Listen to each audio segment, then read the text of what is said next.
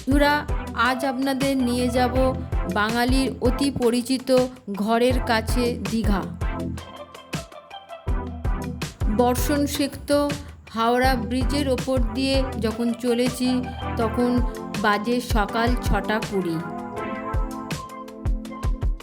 আমাদের হাওড়া স্টেশন থেকে সকাল 6:50 তাম্রলিপ্ত এক্সপ্রেস ধরতে হবে।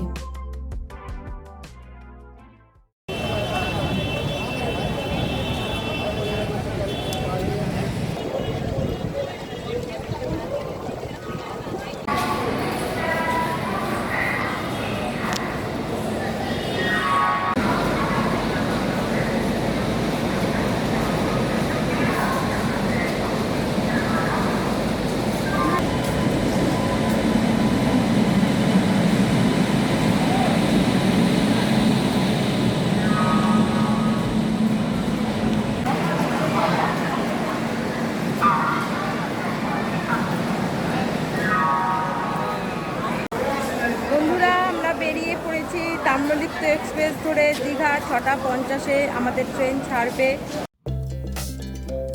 আমাদের ট্রেন 17 নম্বর প্ল্যাটফর্ম থেকে 10 মিনিট লেটে ছাড়ল। ট্রেনটির পরের স্টপেজ সাঁতরাগাছি।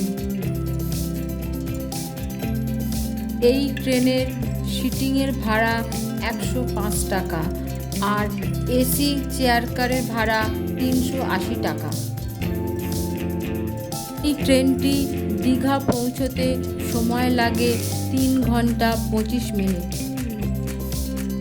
আপনারা যদি দিনে দিনে দীঘা ঘুরে কলকাতা ফিরতে চান তাহলে আপনাদের এই ট্রেনটি ধরতে হবে।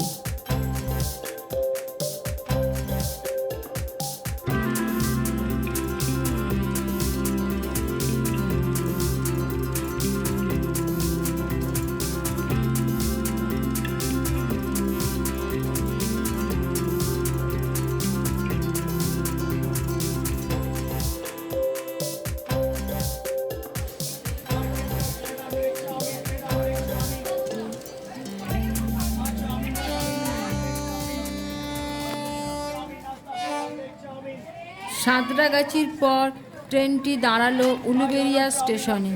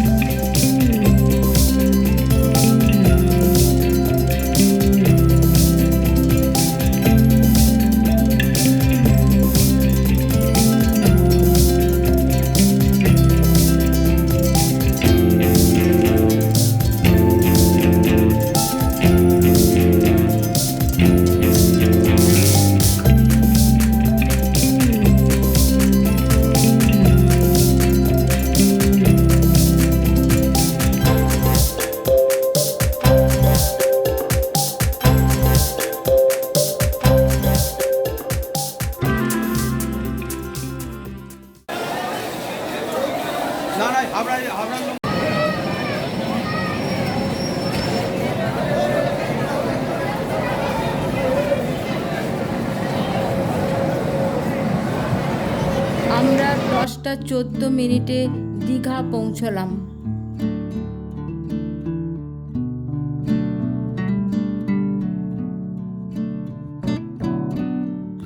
দীঘা স্টেশনের বাইরেই আপনারা পেয়ে যাবেন টোটো বা অটো। সেখান থেকে চলে যাবেন আপনারা ওল্ড দীঘা। ভাড়া নেবে 20 টাকা। আপনারা যদি এই ওল্ড দীঘাতে থাকতে চান তাহলে অনেক বাজেট হোটেল পেয়ে যাবেন।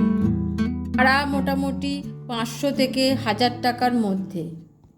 প্রথমেই আমরা চলে এলাম দীঘার সমুদ্রের ধারে। বাঙালিদের কাছে এই দীঘার সমুদ্রের আকর্ষণ কোনো অংশে কম নয়।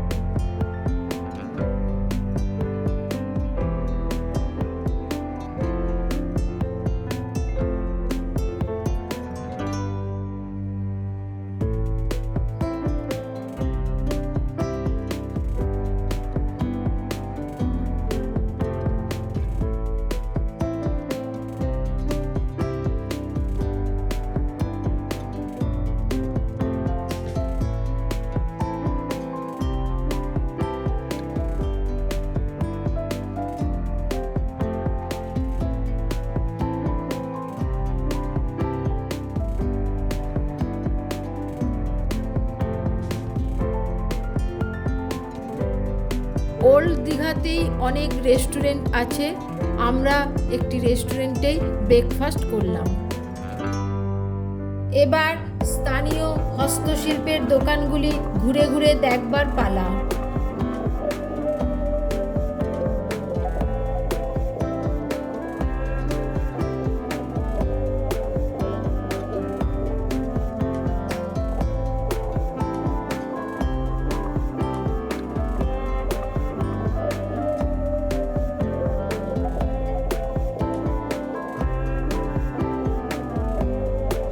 আপনারা যদি দীঘাতে রান্না করে খেতে চান তাহলে চলে আসবেন নেহেরু মার্কেটে।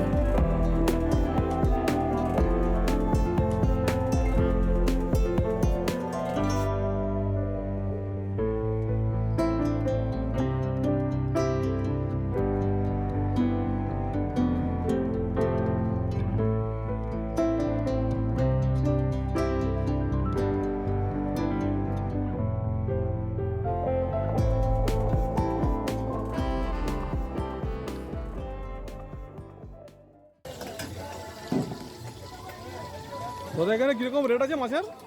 মাছের রেট আছে 500 গ্রামের মধ্যে 70 টাকা, 1 কিলো হলে 120 টাকা। 1 কিলো হলে 120 টাকা। সব মাছই রান্না করেন? হ্যাঁ, সব মাছ, মাছ, মাংস, ডাল, ভাত, সবজি সব কিছু। আচ্ছা আচ্ছা। ভাজা সব।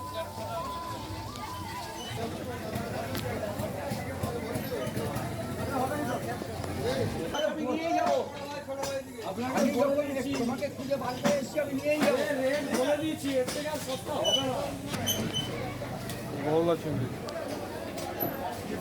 800 টাকা।